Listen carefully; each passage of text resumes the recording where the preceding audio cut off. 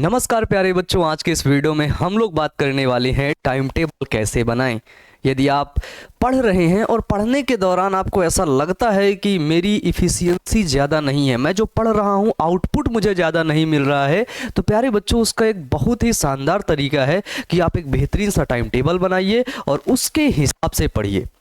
क्योंकि आप जब पढ़ते हैं तो आपको जो सब्जेक्ट अच्छा लगता है आप उसको लगातार पढ़ते रहते हैं। तो इसमें होता क्या है कि वो सब्जेक्ट आपका काफ़ी मजबूत हो जाता है, बाकी और सब्जेक्ट, ठीक है, बाकी और भी जो आपके चैप्टर्स होते हैं, सब्जेक्ट होते हैं, मान लो फिजिक्स, केमिस्ट्री, बायोलॉजी, जो भी सब्जेक्ट है वो आपके वीक होने लगते हैं। तो मेरा नाम बायो अमन है और आप सभी का स्वागत करता हूँ आज के इस बेहतरीन और शानदार वीडियो में। वीडियो को पूरा देख करके अपने दोस्तों पास जरूर से जरूर शेयर करिएगा। सबसे पहली बात हम लोग देखते हैं कि टाइम टेबल हमको कैसे बनाना है। तो ध्यान से सुनिएगा, एक जो सबसे महत्वपूर्ण बात होती है कि बच्चों का अक्सर कहना होता है कि सर हम पढ़ते तो बहुत हैं, ठीक है, हम पढ़ते तो बहुत हैं लेकिन हमें याद नहीं होता है, ठीक है। पढ़ाई तो हम 4 घंटे करते हैं, कितने घंटे पढ़ाई हम 4 घंटे करते हैं, लेकिन जब देखते हैं कि हमने क्या याद किया तो 0 आउटपुट निकलता है, हमें कुछ याद ही नहीं हुआ। तो इसके लिए बेटा क्या करना होगा, आपको एक ना एक टाइम टेबल बनाना होगा और उसी टाइम टेबल को फॉलो करना होगा, ठीक है। आप लोग YouTube पर बहुत ढेर सारे वीडियोस देखते होंगे कि टॉपर का टाइम टेबल, टॉपर आपको बता रहा होता कि मैं ऐसे पढ़ता था, आप लोग अगर ऐसे पढ़ोगे तो बहुत अच्छे नंबर आएंगे, ठीक है। प्यारे बच्चों, एक चीज याद रखना कि वक्त पर संभल जाओ नहीं तो वक्त निकल जाएगा, ठीक है। तो जो लोग वक्त पर संभल जाते हैं ना वो बहुत जीवन में आगे चले जाते हैं, और अगर वक्त निकल गया ना उसके बाद संभले ना तो वक्त तुम्हें सच में कह रहे हैं रुला देगा। आज तुम्हारे पास टाइम है, ठीक है, आज तुम्हारे पास टाइम है, तो जब भी तुम सुबह उठो, देखो जब भी तुम सुबह उठो, मान लो ये तुम हो बेटा, ठीक है, तो जब तुम सुबह उठते हो ना तो सुबह तुम एक डेली टाइम टेबल बनाओ, ठीक है, डेली टाइम टेबल बनाओ, ठीक है। और वो वाला टाइम टेबल मत बना लेना बच्चे, बोलोगे कौन सा भैया, वो वाला एक ऐसे चार्ट बनाते हो उसमें लिखते हो 7 बजे खाना खा के तैयार, ठीक है, फिर 8 से सीधे 12 बजे तक पढ़ना, ठीक है। ये टाइम टेबल खतरनाक टाइम टेबल है ना। 12 से 2 बजे तक क्या करना होता है, सोना, ठीक है। फिर 3 से सीधा 10 बजे रात तक पढ़ाई। क्योंकि देखो जब आप लिख रहे होते हो ना उसमें टाइम टेबल बनाते समय, जब आप बोल रहे होते हो तो आपको बहुत कम चीज़ों का, मतलब अपने ऊपर कम चीज़ों का आभास होता है, ठीक है। तो इसलिए हमें ये वाला टाइम टेबल तुम फॉलो भी नहीं कर पाओगे। और कुछ बच्चे ऐसे होते हैं, ऐसा नहीं है कि सब लोग नहीं फॉलो कर पाते हैं, कुछ ऐसे महान बच्चे होते हैं, उनको बोलते हैं ग्रेट बच्चे, ठीक है। तो महान बच्चे क्या करते हैं, इस टाइम टेबल को 2-4 दिन तो फॉलो कर लेते हैं, ठीक है, 2-4 दिन फॉलो करते हैं, उसके बाद वो कहते हैं कि अरे यार अभी तो आज कुछ और मन कर रहा है, ठीक है। तो ऐसा नहीं करना है बेटा। देखो तो आप जिस क्लास में हो, ठीक है, जिस क्लास में हो तो आपको सभी सब्जेक्ट को इक्वल अमाउंट में पढ़ना होगा, ठीक है, इक्वली ध्यान देना होगा प्यारे बच्चों, ठीक है। सभी सब्जेक्ट को, वो चाहे आपकी बायोलॉजी हो, बायोलॉजी में वो चाहे आपका जूलॉजी सेक्शन हो, ठीक है, या फिर वो चाहे आपका बॉटनी का सेक्शन हो, ठीक है, फिर वो चाहे आपकी फिजिक्स हो, फिर चाहे आपकी केमिस्ट्री हो, ठीक है, फिर चाहे आपकी हिंदी हो, ठीक है, फिर चाहे आपकी इंग्लिश हो, ठीक है।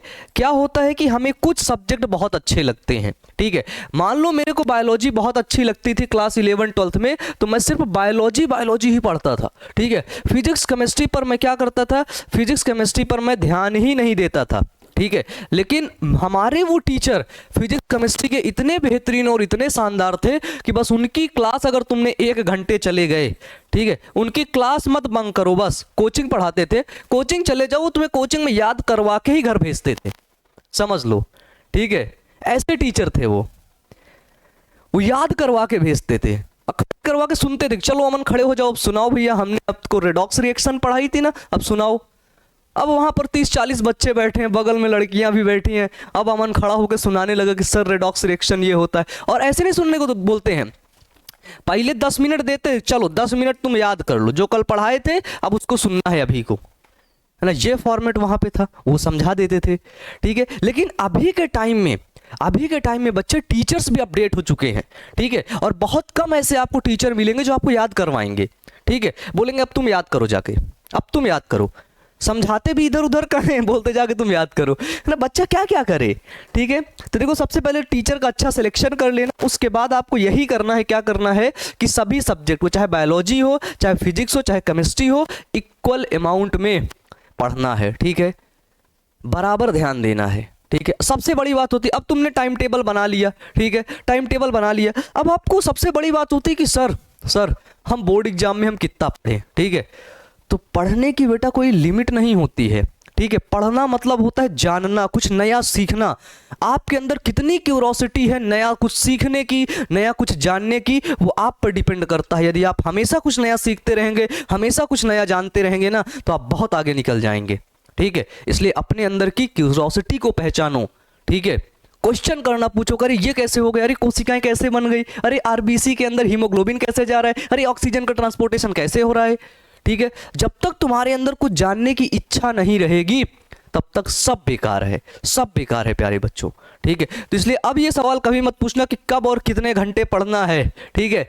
जितना तुम पढ़ सकते हो ना, जितना, खाओ पियो और सो जाओ, उसके बाद जितना टाइम मिलता है ना, उस टाइम में तुम अपने आप को इम्प्रूव करो, किताबें पढ़ो, ठीक है, सब्जेक्ट से रिलेटेड किताबें पढ़ो, सब्जेक्ट से रिलेटेड के साथ साथ कुछ दूसरी किताबें पढ़ो। प्यारे बच्चों, एक किताब को लिखने के लिए किसी पर्टिकुलर एक व्यक्ति ने, ठीक है, अपने ज़िंदगी के 30-40 साल लगा दिए हैं, और आप उस किताब को मात्र 5 दिन 10 दिन के अंदर पढ़ लोगे। सोचो 40 साल का एक्सपीरियंस उस आदमी का आप मात्र 10 दिन के अंदर पढ़ लेते हो, तो आप 40 साल बड़े हो गए 10 दिन के अंदर। अगर तुमने एक किताब 10 दिन के अंदर पढ़ ली, तो आप प्यारे बच्चों 40 साल में मैच्योर हो गए हो, ठीक है। इसलिए किताबें पढ़ना बहुत जरूरी है, ठीक है, सबसे ज़्यादा जरूरी है। दूसरा क्वेश्चन आता है कि टॉपर कैसे पढ़ते हैं, ठीक है। देखो टॉपर अलग अलग होते हैं, तो सबके पढ़ने का टाइम टेबल अलग होता है, ठीक है। कोई दिन में पढ़ रहा होता है, कोई रात में पढ़ रहा होता है, कोई ऐसे लेट के पढ़ रहा होता है, कोई बैठ के पढ़ रहा होता है, ठीक है, कोई ऐसे टहल टहल के पढ़ रहा होता है, कोई दौड़ दौड़ के पढ़ रहा होता है, ठीक है। तो ये फर्क नहीं पड़ता है कि टॉपर कैसे पढ़ते हैं, फर्क ये पड़ता है कि आप कैसे पढ़ते हैं, ठीक है।